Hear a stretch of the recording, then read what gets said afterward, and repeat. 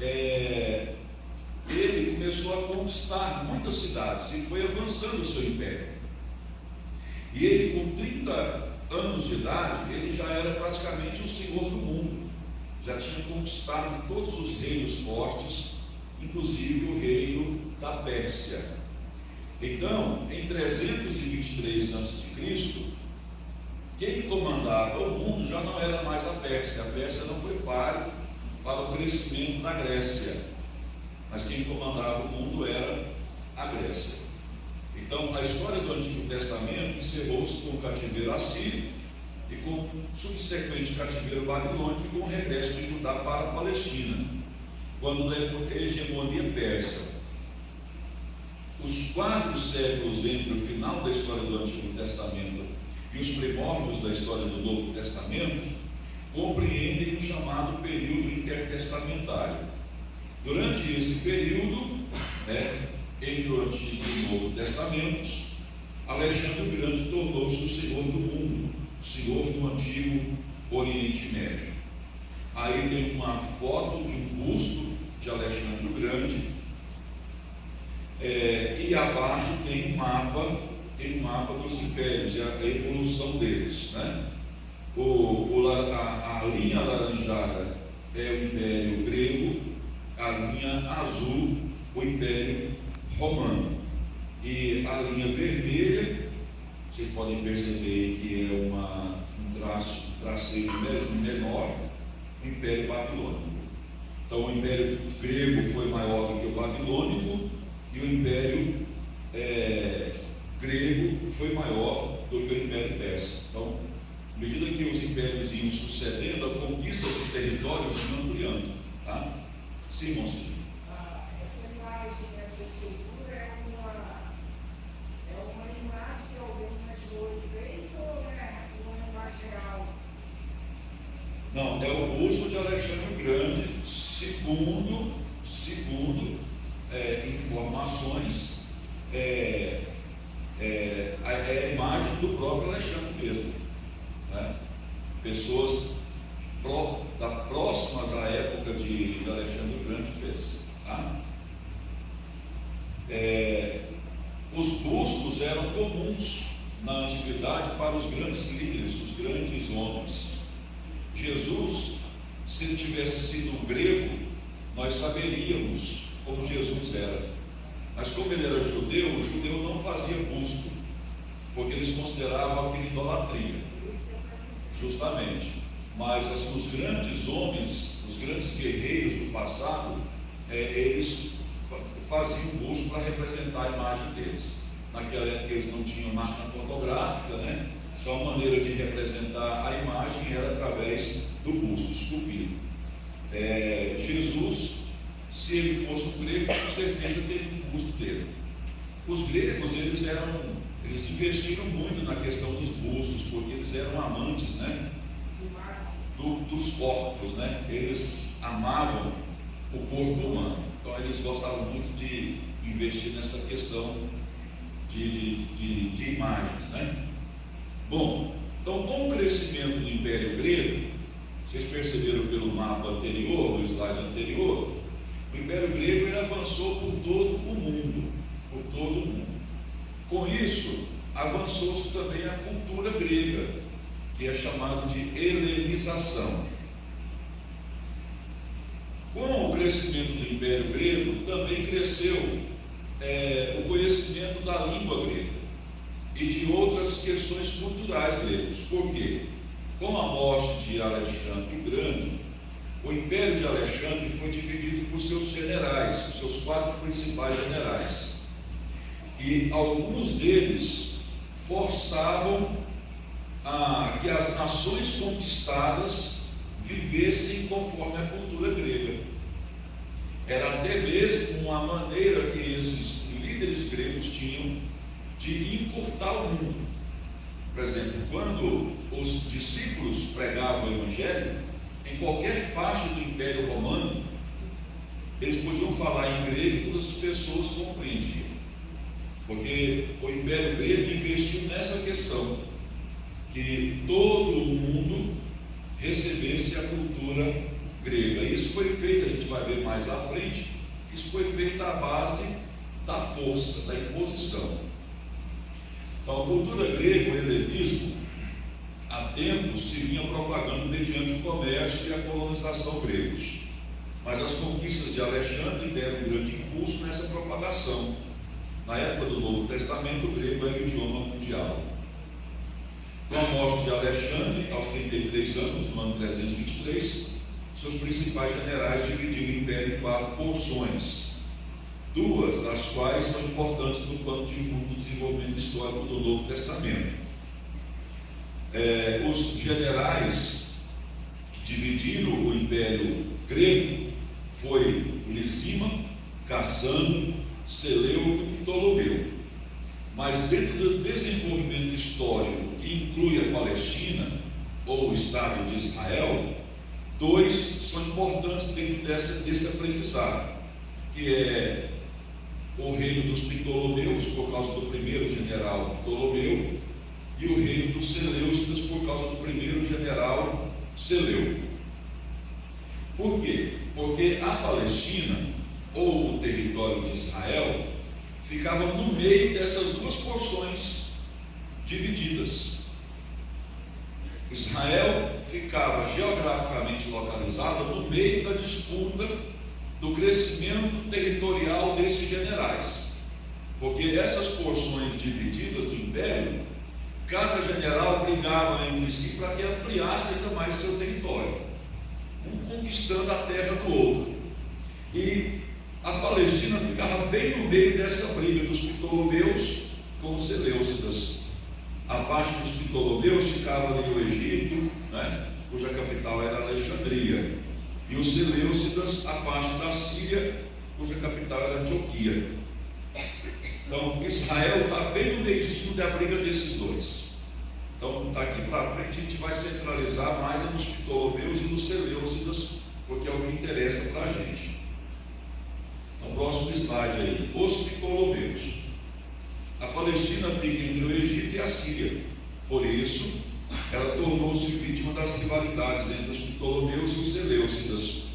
A princípio, os Ptolomeus dominaram a Palestina por 122 anos, que foi do ano 320 até o ano 198. Nesse período em que os Ptolomeus dominaram a Palestina, os judeus gozaram de bastante privilégio, porque os governos dos Ptolomeus, eles subjugavam, mas eles não maltratavam, eles procuravam extrair o de melhor daqueles povos conquistados. Por exemplo, Ptolomeu Filadelfo, ele, para enriquecer a sua biblioteca em Alexandria, que tinha milhares de volumes, ele contratou 72 judeus eruditos, entendidos do Antigo Testamento, e eles receberam muitos privilégios, isenção de impostos, ouro, prata, para traduzirem o Antigo Testamento na língua hebraica para o grego. Essa tradução é chamada de Septuaginta. Era a Bíblia que os judeus liam na época de Jesus. Era a Bíblia que Jesus lia, era a Bíblia que os apóstolos liam, que era a Bíblia em grego, a chamada Septuaginta. A Bíblia em hebraico ficava reservada mais para os cultos, tanto no templo quanto na sinagoga, ou nas sinagogas. Mas o texto que o povo em geral usava era o texto grego, o texto chamado de Septuaginta. Por que esse texto ganhou esse nome? Porque Septuaginta vem de 70, eram 72 homens, escolhidos a dedo. Então essa versão, por causa que foi feita por 72, ganhou o seu nome de Septuaginta. Quando vocês forem estudar e virem lá a versão L e 2x, é a versão dos 70, Septuaginta. Ela é assim colocada. Bom, os Seleucidas, a maneira que eles dominaram a Palestina já foi diferente da maneira dos Ptolomeus. Enquanto os Ptolomeus trataram bem os judeus, fizeram favores aos judeus, procuraram extrair o melhor dos judeus. Já os seleucidas, a maneira foi diferente. Então havia entre os judeus duas facções: a casa de Onias, que era favorável ao Egito, e a casa de Tobias, que era favorável à Síria. Então, a casa de Onias, que era favorável ao Egito, era favorável aos Ptolomeus. E a casa de Tobias, que era favorável à Síria, era favorável aos seleucidas. Então os judeus não se entendiam. Um grupo queria continuar sendo dominado pelos Ptolomeus, outro grupo queria a dominação seleucida. Entre os piores governantes seleucidas, a gente tem o Antíoco IV. Ele recebeu o nome de Epifanes, ou Epifânio, aportuguesadamente falando, porque Epifanes, do grego, significa o louco. O bicho era doidão mesmo. Ele fazia coisa que era de impressionar a todos. Ele tomava atitudes precipitadas, cometia loucuras. Por isso que ele ganhou esse nome. Antíoco IV passou a ser conhecido como o louco, Epifanes. Ele era o rei da Síria, passou então a dominar a Palestina, e a primeira coisa que ele fez, ele tirou o sumo sacerdote judeu, o Onias III, e substituiu o Onias III pelo irmão do Onias III, colocou no lugar dele o Jason. Qual que é a diferença entre eles? O Onias III, ele conduzia o povo conforme a cultura e a religião judaicas. Já o Jason se vendeu para a Síria, e ele foi colocado por Antíoco IV como sumo sacerdote para implantar nos judeus a cultura grega, a chamada helenização. Qual que era o plano tanto de Antíoco IV quanto de Jason?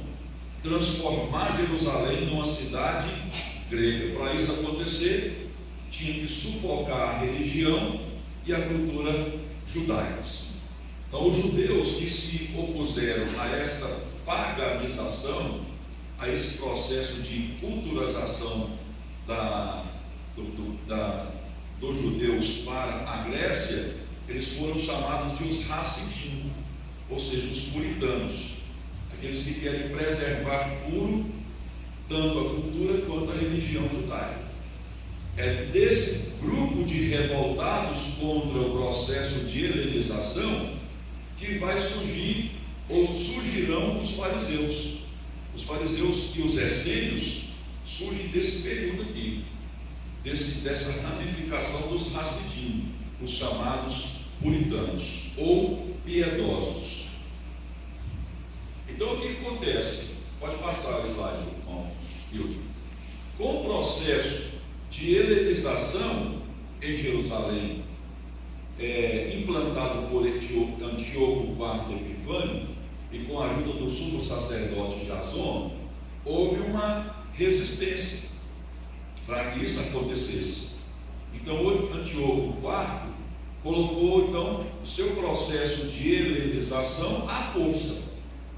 Então, em 170 a.C., Antíoco enviou seu general Apolônio com um exército de 22.000 homens para coletar tributo, tornar ilegal o judaísmo e estabelecer o paganismo, ou o processo de helenização, implantar a cultura grega dentro de Jerusalém. Para que eles mostrassem força nesse processo, o que eles fizeram?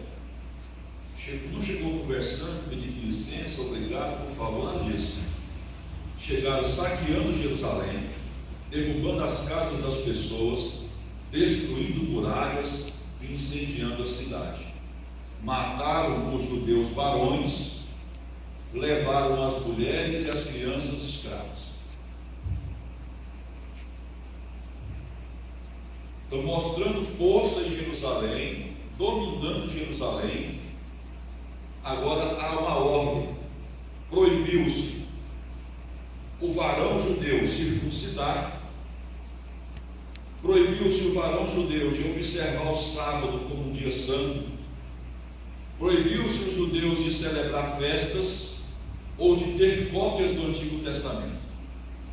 Nessa época, se não fossem os judeus piedosos pegarem os textos bíblicos e muitos deles serem guardados em buracos que os judeus cavavam, os escritos do Antigo Testamento tinham sumido, tinham perdido. Mas Deus sempre conta com aqueles que são fiéis e colocam até mesmo as suas vidas em risco, né, irmão? Então, muitos judeus colocaram os textos em esconderijos para que os textos não fossem destruídos. Nessa época era crime circuncidar, observar o sábado, celebrar festas, ter cópias do Antigo Testamento, porque eram atos considerados como atos de lesa Estado, ou seja, ofensa ao Estado. Sim. Mas nesse mesmo período tinha aquele representante lá do Egito que estava incentivando a tradução do Antigo Testamento, não iria desaparecer por completo. Não, nós já estamos aqui quase 300 anos já. Um não foi contemporâneo ao outro, não? Não. Aqui nós já estamos no ano 170, né? O Esdras é de 440 mais ou menos. A gente já tem... Depois do Esdras lá, o que ficou com a parte do território do Egito depois da morte de Alexandre o Grande. Sim, só fala da biblioteca lá em Alexandria, tinha o Antigo Testamento, né? E aquela tradução aquele Antigo Testamento está lá em grego, justamente. Só que o texto em hebraico, ele não podia perder-se. Por quê? A gente sabe que, com o passar dos anos, a língua ela sofre modificações em sua semântica. Alguma palavra que tem um significado hoje, daqui a 200 anos o seu significado pode ser diferente.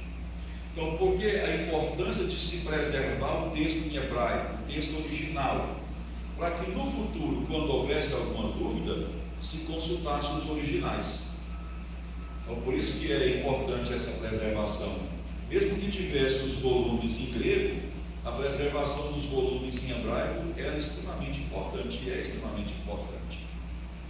Por exemplo, as Bíblias de hoje, tem-se a certeza que 99, alguma coisa por cento que temos em mão está bem próximo do original, por causa das descobertas dos manuscritos antigos, principalmente os manuscritos lá nas cavernas de Qumran. São manuscritos bem antigos, os mais antigos descobertos até hoje.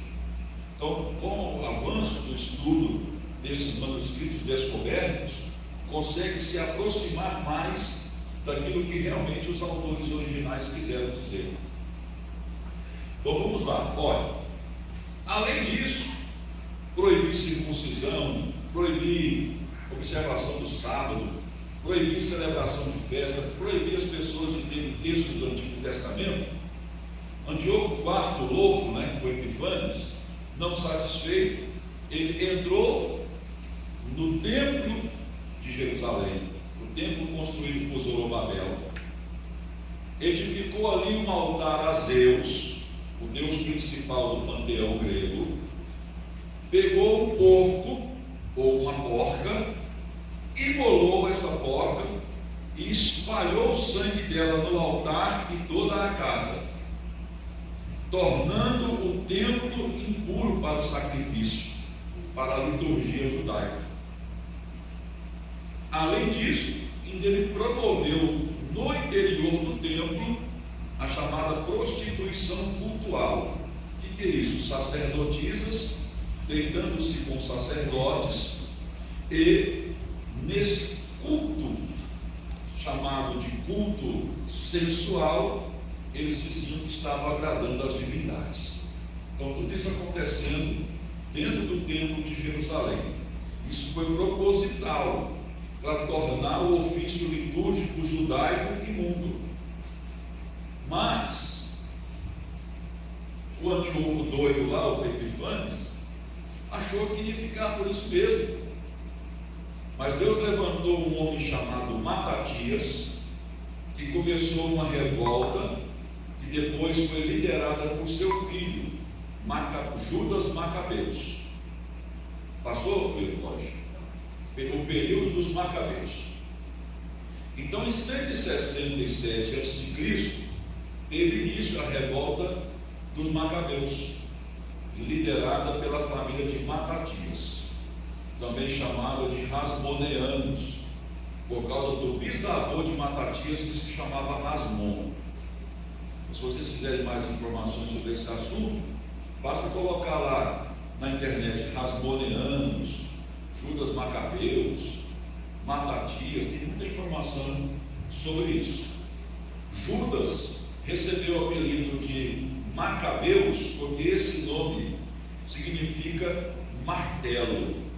Então, assim como um martelo que esmiuça a penha, a pedra, Judas ele também liderou uma revolta que acabou com os poderes sírios ou com os intentos de Antíoco IV Epifânios ou Epifanes. Então, Judas Macabeus liderou com sucesso as guerrilhas até os judeus derrotarem os sírios. Foi um processo demorado, porque muitos judeus acomodados não quiseram se unir a Judas, né? E inclusive Judas morreu numa batalha por causa disso, porque ele tinha praticamente 600 homens para lutar contra um grande exército, e as pessoas cruzaram os braços e disseram para Judas: isso é loucura, isso é loucura. Ele dizia: se é loucura ou não, eu vou morrer defendendo a causa do meu Deus. E partiu para a luta com poucos homens, e ele morreu nessa batalha. Mas com a morte de Judas Macabeu, os outros se levantaram, eles acabaram conseguindo derrotar as intenções inimigas. Então, a revolta dos Macabeus foi também uma guerra civil. Por quê? Porque existiam judeus que eram favoráveis a esse processo de helenização, de se tornarem judeus que vivessem como gregos, e existiam os judeus anti-helenistas, dentre eles, como eu já disse, o grupo dos Hassidim, que eram os puritanos ou os piedosos, e aqueles liderados pela família Macabeia. Então, finalmente, os Macabeus recuperaram a liberdade, consagraram novamente o templo, conquistaram a Palestina e expeliram as tropas sírias da cidadela que ocupavam em Jerusalém. Então, aqui surge a festa do Hanukkah. Já ouviram falar na festa do Hanukkah? Até hoje, em Israel, essa festa é observada. É chamada festa da dedicação. Tem uma passagem lá no Novo Testamento, onde Jesus fala assim: quem tem sede, vem a mim e beba. Quem conhece essa passagem? Todo mundo aqui conhece. Ele estava numa festa do Hanukkah, a festa da dedicação, que tem origem lá nessa revolta macabeia. Tá bom? Vamos aí. Continuando dentro desse mesmo assunto. Depois que Judas Macabeu foi morto em batalha, seus irmãos, o Jonatas e depois Simão, sucederam ele na liderança governamental e sacerdotal. Jonatas começou a reconstruir as muralhas e os edifícios de Jerusalém e assumiu o sumo sacerdócio. Simão, irmão de Jonatas, conseguiu o reconhecimento da independência judaica.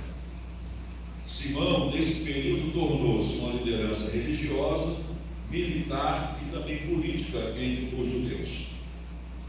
A história subsequente da dinastia Rasmoneana, dinastia da família dos Macabeus, consiste de um relato de contendas internas que geraram o surgimento dos fariseus e dos essênios, os partidários aristocráticos do sacerdócio rasmoneano vieram a ser os saduceus.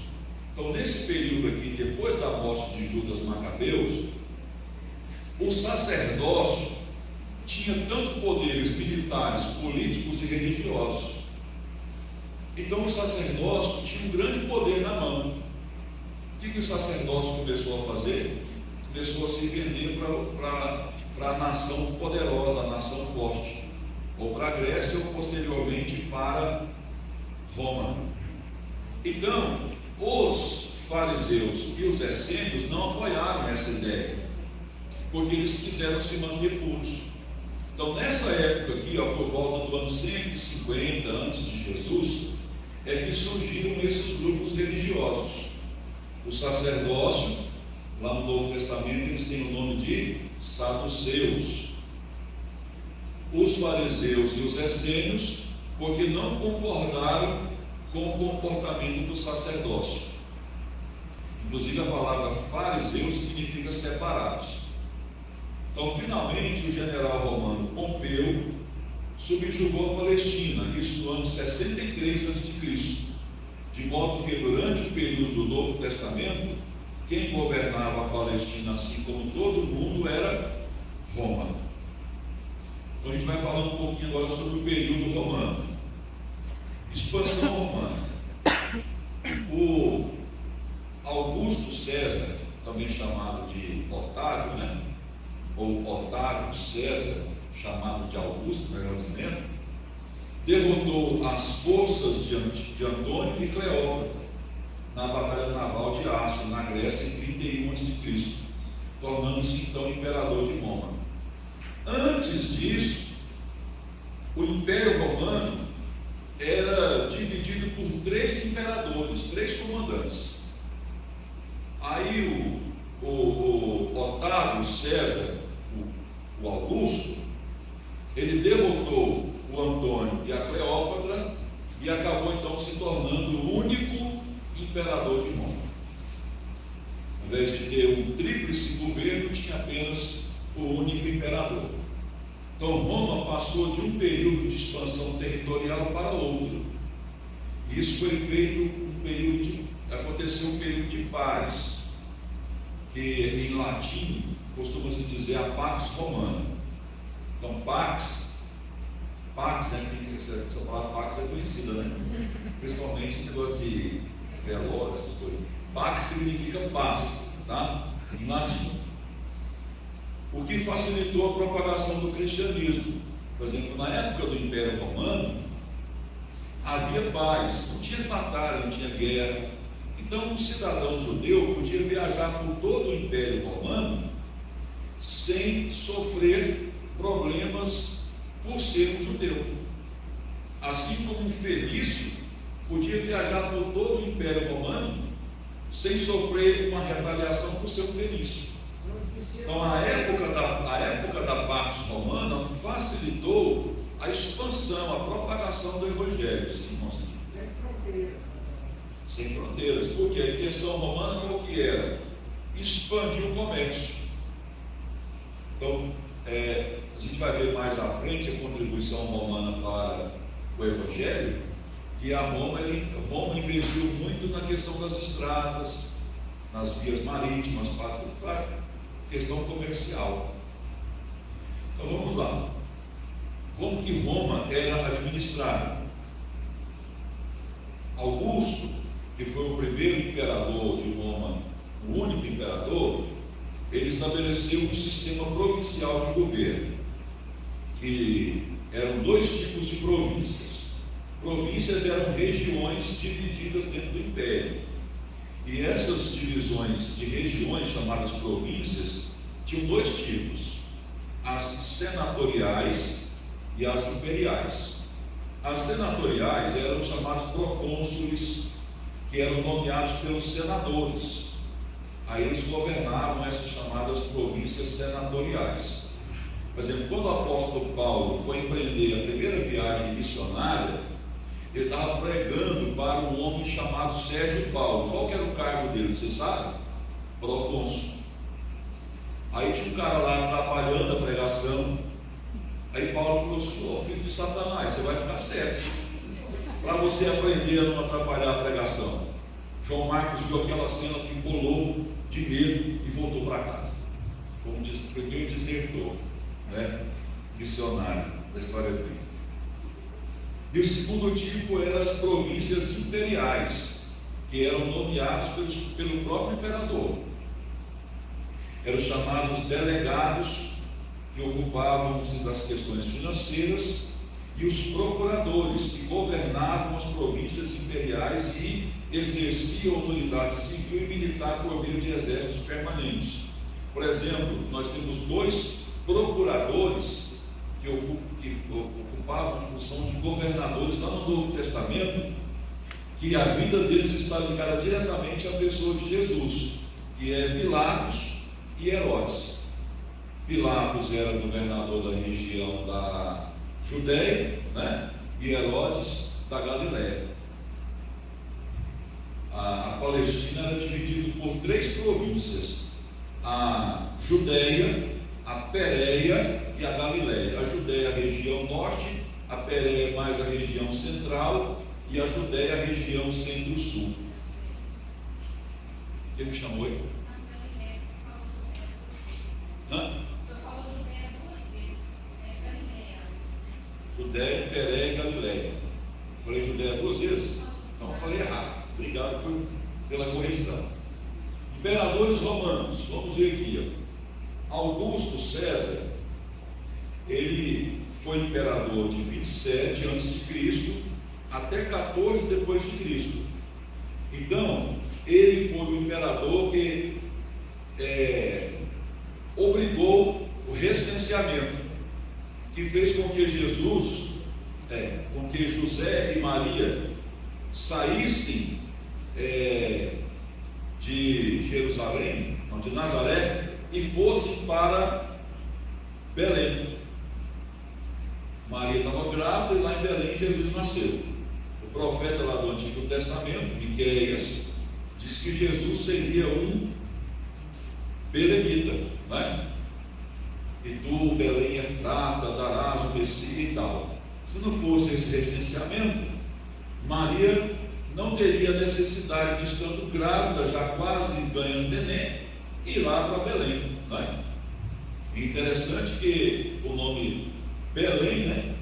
Betlehem, significa casa do pão.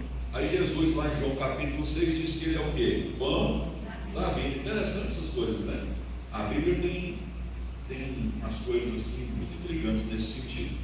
Então, sob o império ou a governança de Augusto é que Jesus nasceu. E Augusto foi aquele que estabeleceu os primórdios do culto ao imperador. Só porque o culto ao imperador era depois que o imperador morresse. Depois que o imperador morresse, os senadores reuniam e iam analisar a vida do imperador. Foi um bom imperador? Então vamos deificá-lo, vamos considerá-lo santo e digno de adoração. Só porque, a gente vai ver no próximo slide, o tal de Domiciano falou assim: o que vale para mim ser considerado Deus depois de morrer? Eu quero ser Deus e agora, né? Aí o trem complicou tudo. Daqui a pouco a gente chega lá. Do ano 14 até o 37, o imperador de Roma foi Tibério. Então o ministério público de Jesus e a morte de Jesus deu-se durante o governo de Tibério. De 37 até 41 foi um rápido governo, né? Foi Calígula. Ele exigiu que lhe prestasse culto. Então, antes de Domiciano, Calígula também fez a mesma coisa, só porque a maneira de Calígula exigir que lhe prestasse culto foi mais branda do que Domiciano. Cláudio foi de 41 a 54. Ele expulsou de Roma os judeus. Dentre eles estavam Áquila e Priscila, porque ele acusou os judeus de causarem distúrbios civis por causa da pregação do Evangelho. Do ano 54 até o 68, o imperador foi Nero. Ele perseguiu os cristãos e foi o responsável em mandar executar o apóstolo Paulo e o apóstolo Pedro. Depois disso veio Vespasiano, que foi imperador de 69 a 79. Ele foi o responsável por destruir Jerusalém e o templo. Os judeus promoveram uma revolta contra Roma. Aí Vespasiano enviou o filho dele, o general Tito, para poder esmagar essa revolta. Quando eles tinham cercado Jerusalém para poder vencer os judeus pela fome, pelo cansaço, nesse período Vespasiano morreu e Tito assumiu o governo por um breve período. E então tinha muitos poderes, porque o pai dele já estava morto. Então ele promoveu agora uma destruição total de Jerusalém e do templo. E do ano 81 até o 96 depois de Cristo, o governo de Roma estava sob Domiciano. Promoveu uma perseguição contra a igreja, e quem não se dobrasse diante dele ou de sua imagem, não reconhecesse como o Senhor, como Deus, cometia um crime chamado lesa estado. Dentre eles está ali o apóstolo João, que foi condenado por cometer esse crime e foi enviado para a ilha de Patmos. Então, o pano de fundo do Apocalipse é sob o governo de Domiciano, porque ele queria ser Deus e ser reconhecido como tal. Só a ele poderiam chamá-lo de Kyrios, Senhor, no sentido de divindade. Aí vem lá os cristãos chamando Jesus de Kyrios. Aí ele ficou bravo demais, né? Quem é esse Jesus aí para ser chamado de Kyrios? Só eu posso ser chamado de Kyrios. Ele começou a perseguir os cristãos. Bom, então vamos aí ver o ambiente secular do Novo Testamento. Sim. Só uma pergunta. Nessa época o templo de Salomão ainda existia? O templo de Salomão foi destruído no ano 586, quando os judeus foram levados cativos para a Babilônia. Depois que eles regressaram da Babilônia, eles reconstruíram um templo de proporção menor do que o templo de Salomão. Então esse templo era o templo de Zorobabel. Na época de Jesus, já não era mais o templo de Zorobabel, e sim o templo de Herodes. Herodes reconstruiu um grande templo para poder fazer uma certa média com os judeus. A gente vai ver daqui a pouquinho a questão de Herodes e a gente vai entrar nesse assunto, tá? Foi destruído no ano 70. O de Herodes foi destruído no ano 70. E de lá para cá não se construiu mais templo, né? Os judeus adoram a Yahvé em sinagogas ou em casas, né? Bom, esse mapa aí é o mapa de Decápolis. Quando vocês vão assistir, ler o Novo Testamento, vocês vão ver lá que partiu Jesus para a região de Decápolis, né? Deca em grego é 10, polis também em grego é cidade. Então Decápolis literalmente é o que? 10 cidades. Essas cidades foram instituídas pelo Império como se fossem cidades para vigiar mesmo o crescimento populacional dos judeus e das nações vizinhas. Elas funcionavam como cidades para manter o equilíbrio do poder, certo? Então, Jesus, por exemplo, ele foi para uma das cidades de Decápolis e lá expulsou um homem que tinha uma legião de demônios. Que cidade que é essa? Justamente, né? Então, está lá no mapa lá, a cidade de Gadara. Não sei se está para vocês verem aí. Está bem ruim, né? Eu esqueci de trazer minha canetinha hoje, minha canetinha laser, mas está do lado direito ali, de baixo para cima, primeira, segunda, terceira, quarta cidade ali do lado direito, cidade de Gadara. Então, população judaica na época do Novo Testamento.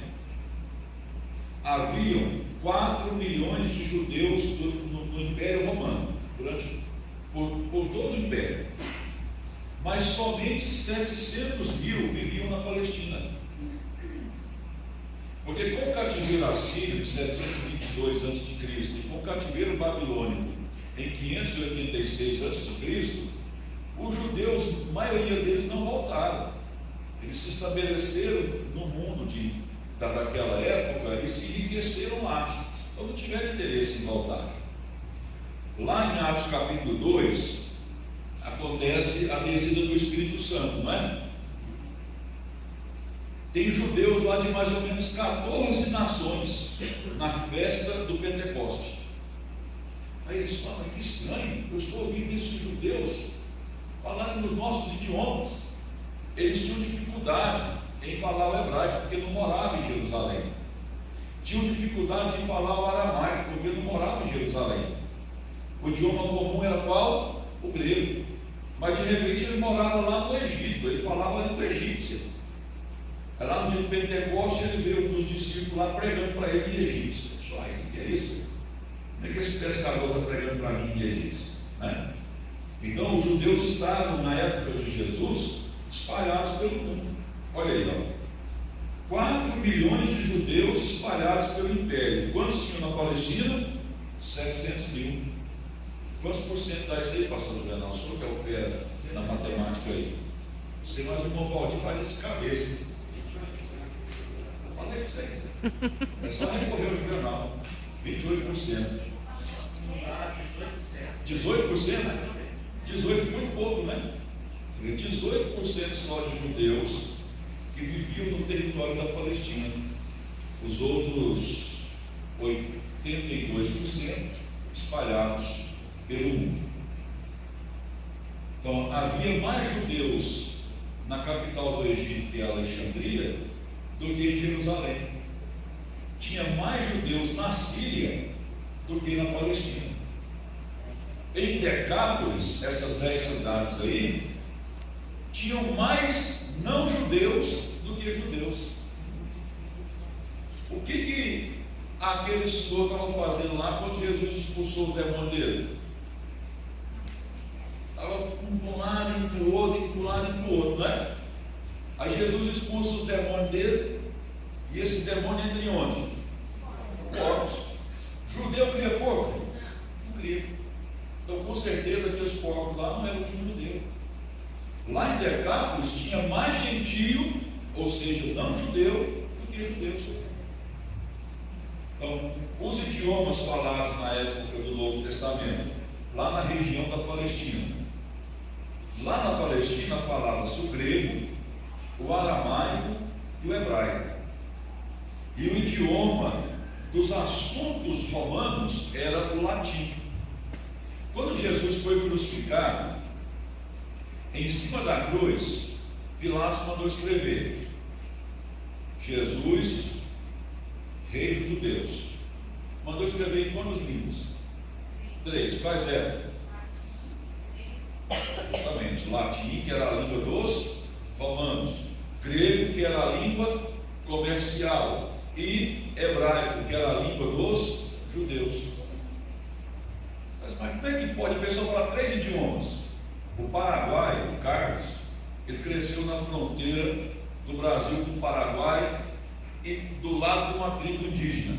Então, desde menino, ele fala 3 idiomas: tupi-guarani, português e espanhol. Cresceu falando tranquilo, sem dificuldade. Difícil é para mim, 41 anos de idade, ter que aprender esses 3 idiomas. Estou buscando estar onde aprender o português, tem que aprender tupi-guarani e espanhol, não é?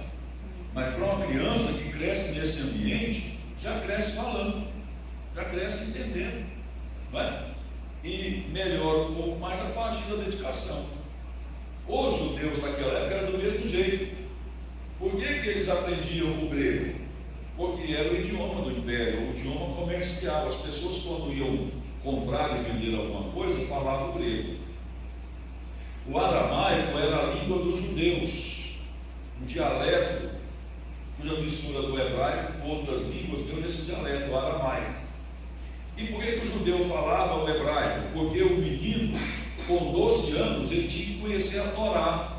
E a Torá estava escrita em qual idioma? Hebraico. Certo? Então esses eram idiomas daquela época. O latim, língua oficial do Império Romano. O grego, a língua comercial do Império Romano. Aramaico e hebraico, a língua dos judeus. Jesus sabia falar as quatro. Não somente Jesus, mas os discípulos de Jesus também tinham conhecimento desses 4 idiomas.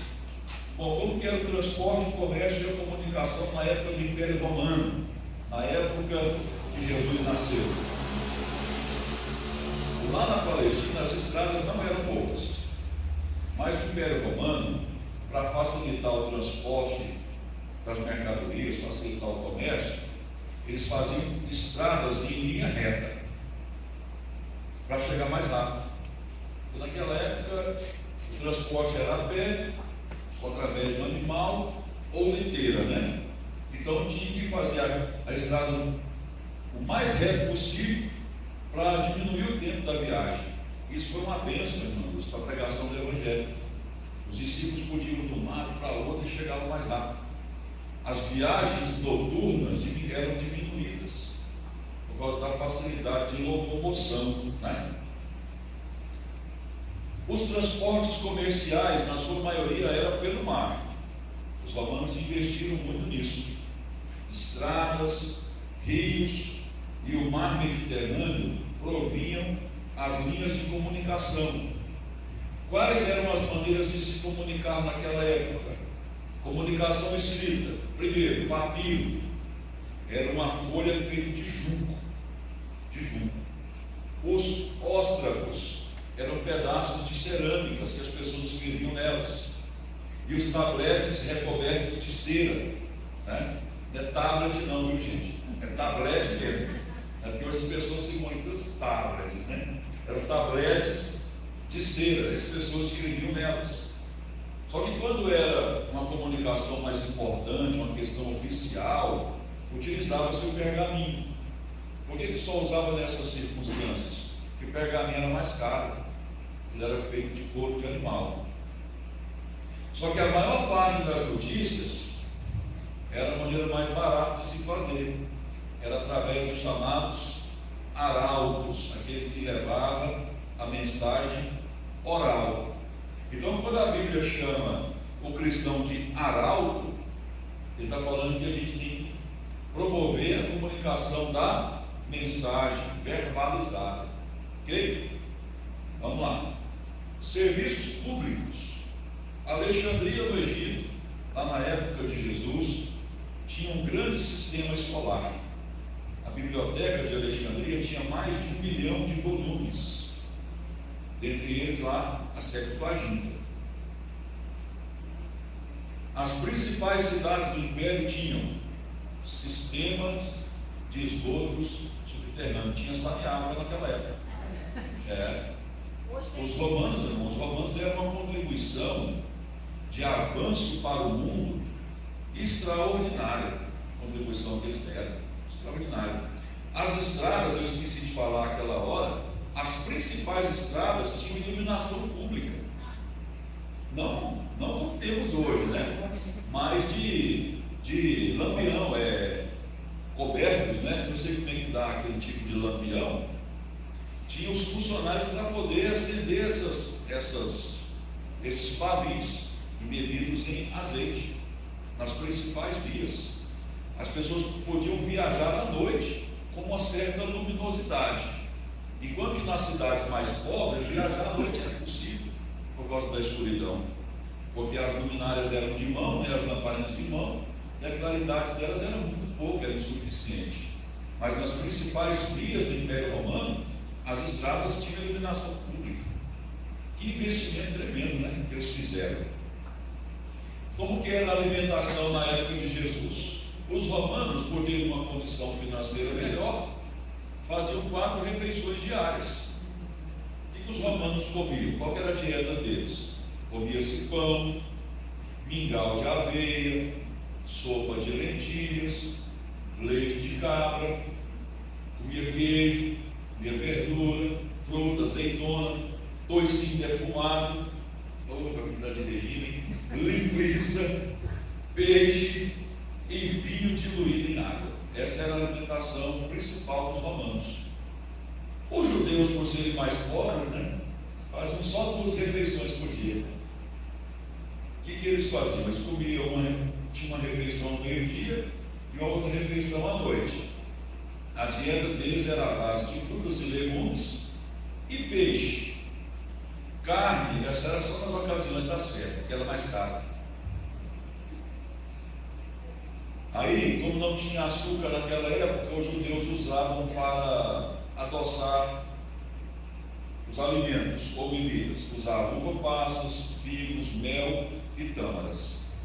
Então essa era a alimentação dos judeus, bem simples, né? Frutas, legumes e peixe. Carne, mais é dia de festa.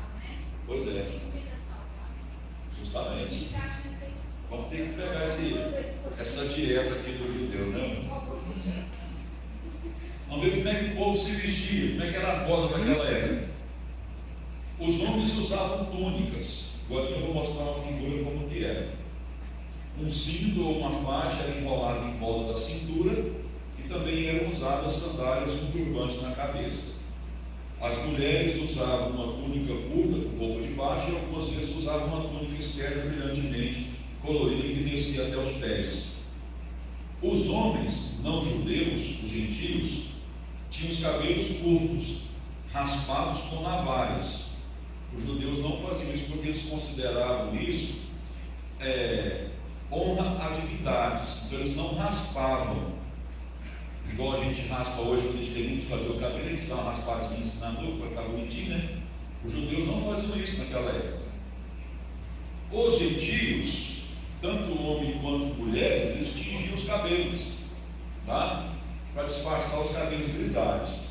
Já os judeus não faziam isso. Os judeus não tingiam os cabelos porque eles consideravam que os cabelos brancos eram sinais de honradez, de experiência, de maturidade. Então os judeus tinham esse diferencial. Então os gentios tinham cabelo curtos e raspados e algumas vezes tingidos. Os judeus tinham os cabelos mais longos do que os gentios e não tingidos. Só que os cabelos dos judeus não eram tão longos quanto a gente vê nos filmes. Eles eram um pouco mais longos do que o do homem gentio, mas não tão compridos como a gente vê nos filmes. Né? Nos filmes há um exagero quanto a isso. A fisionomia dos judeus como gentios era diferente ou só por causa da característica dos cortes de cabelo? Todos os aspectos, aspecto físico, vestimenta, diferenciava-se bastante dos gentios. Questão de vestimentas, questão do cabelo, da barba.